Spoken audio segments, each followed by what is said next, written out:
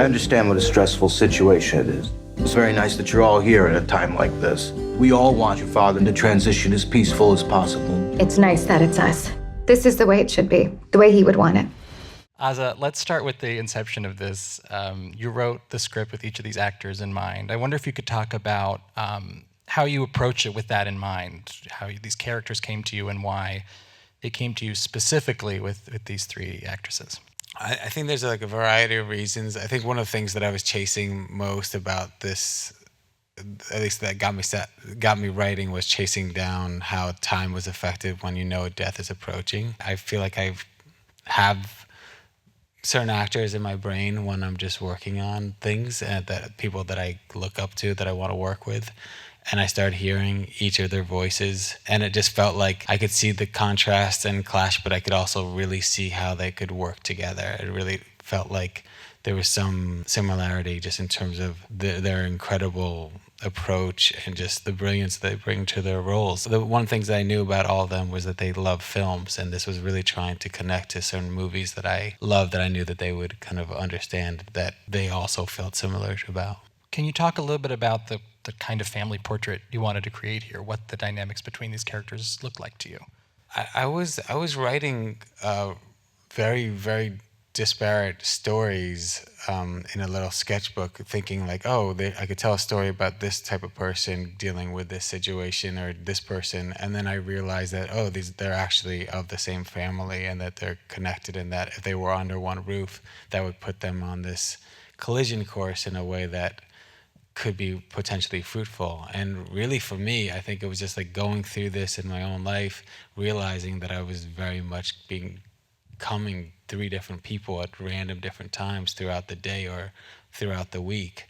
I could find myself being each of these sisters very, very easily. Natasha, when a script comes your way and you're told this character has been written with you in mind, how does one react?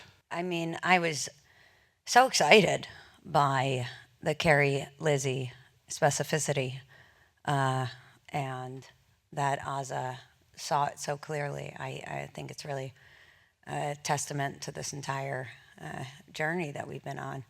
Lizzie's always talking about how, we didn't do any announcements, nobody knew about it, we kind of made it in a vacuum. It was just so rare and precious that it wasn't kind of like a series of lists. Even as a producer, we all see those, right? So you kind of go down the list and see who's of value. And it's clearly deranged. Only in that it makes much more sense to have a clear vision. And so I think that that's, for all three of us, what got us so amped, was just the idea that it really screamed, I know exactly what movie I'm about to make. Did you connect to specific aspects of the character, knowing that he was writing this with, an awareness of perhaps of what you brought to past projects? How did you sort of find your way into her? I remember, there's a name drop. It's a New York name drop. I remember running into Sam Rockwell on the street one day, and I was like, so how you doing this? What's going on? He winning all these Oscars? And he was like, Natasha, you're not supposed to be doing this alone. And I'm a kid actor. I said, what do you mean? He said, there's this guy, Terry Knickerbocker, an acting coach. I didn't work with him on this film because we rehearsed. But I began to realize that it was important that with the hair and the attitude and the accent, to start distinguishing these kind of Orange is the New Black, Nadia Russian Doll, or, Charlie Poker Face. Like, they can't all be the same game, even if I'm the architect of this sort of, Mae West avatar, for lack of a better thing, meets Bugsy Siegel, whatever. And so I guess I started to ask myself, having, also in many cases even written these roles for myself, the smoker, let's say. I was like, what would it be like to strip all of that away and be laid bare? What would it be like to actually be still, sort of like lose the bits and almost like, breathe? I remember like Scott Elliott at a New Group play once told me to just like be still for a second. It was weird. So I was questioning what was beneath all that, and I know the answer is, it's like pain. It's like every tough guy is just a very sensitive, raw nerve, doing anything they can to survive. So I guess I signed up for that as a way to distinguish. Please. Thanks. First time that's happened, and we've done 47 Q&As today alone. Thank you. Elizabeth, did you have a similar kind of experience at all? I think what Natasha's speaking to. Well, I think what Natasha's speaking to is.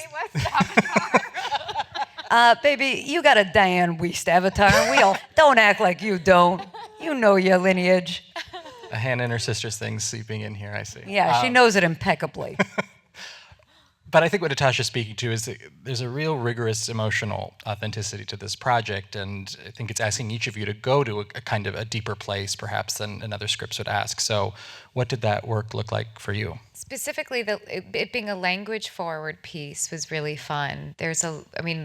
Like Natasha had said, you open the page and Katie just talks for a page and a half, and it's also very clear in the writing exactly how it's going to be shot, that we're not going to know who she's talking to, where she is in the space.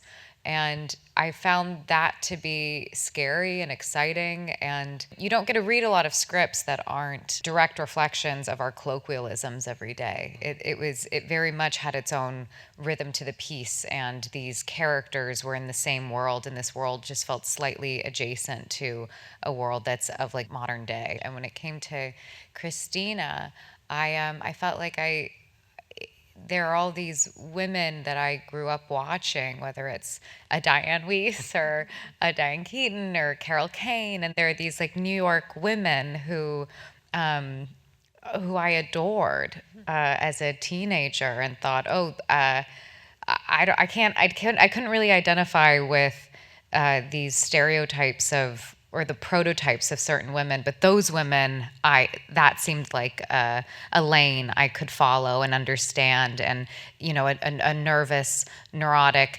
To call myself an intellectual in between these two women is absurd, but Don't start. But there is like a lane of of feminine neuroses I could find or something, and so it felt like there is an opportunity here to play in that field.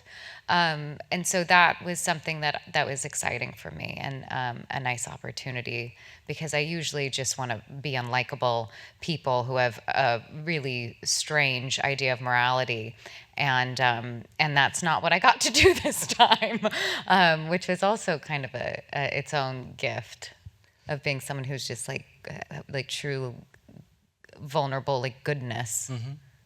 So within that, how did you find connecting with your co-stars and developing this sense of history and this complex bond, particularly in that kind of filming style you're talking about that's very, very specific? Well, I think, you haven't heard from Carrie yet tonight, but we all kind of just show up who we are, how we are. I met Carrie while egg was dripping down her face, and she was in a onesie and was talking about. Wait, I don't remember that day. It was the egg sandwich that she got from it was rehearsals. What are you talking about?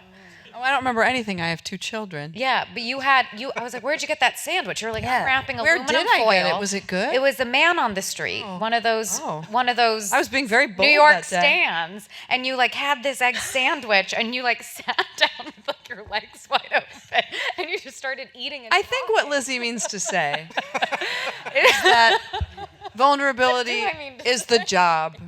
And my husband, who's here tonight, would say Tracy! It's not pixie dust, that's actually the job. The responsibility of the actor is to create that vulnerability. And the thing we all signed up for was a movie that was so solidly, so well formed.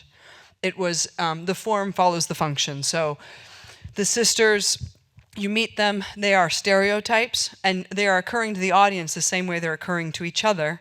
And then as the movie unfolds, their relationship gets more complicated. At the same time, the audience's point of view of the sisters is also complicated. And that is very deft writing. And so I would say for me, everything I needed was already there. We talked about some logistical things, timeline, when do we live in the house together, when did our mothers die? But really, everything we needed was in the script already. in the best scripts, you don't need to do anything outside. You can, but if you have 2 children, you don't have time, so you don't.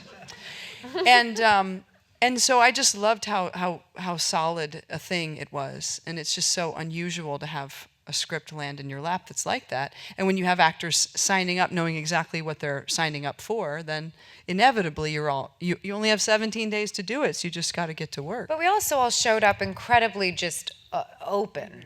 And I'm okay with people who don't do that. That's fine. You figure out how to navigate working with them. Cool. Whatever. Don't have a lot of time for that in this situation. And we all just showed up like willing and ready, I think. Well, we're at time, but thank you all so much. Thank you all for coming out tonight. Thank you. Guys, thank you so much. Thank you. Thank you for being here.